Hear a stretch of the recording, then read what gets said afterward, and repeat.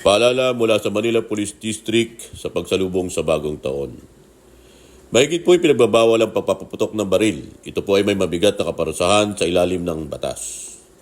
Ipinagbabawal rin po ang pagbibenta at paggamit ng paputok tulad ng Watusi, Piccolo, 5-star, Plapla, Giant Bawang at iba pang mga kahalintulad nito. Kasama na rin po dito ang paggamit ng boga. Ito po ay lubhang mapanganib at mapaminsala. Sa sino man pong mahuhuling lumalabag, ay maaari pong magmulta ng 20 to 30,000 pesos at pagkakakulong ng 6 na buwan hanggang 1 taon, alinsunod sa Republic Act 7183. Ito po ang batas na kumukontrol sa pagbibenta, paggawa, pamamahagi at paggamit ng mga paputok at pyrotechnics.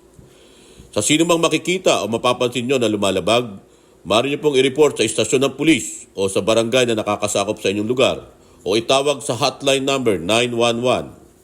Maraming salamat po. Ang gusto po ng pulis sa pagsalubong ng bagong taon, ligtas ka.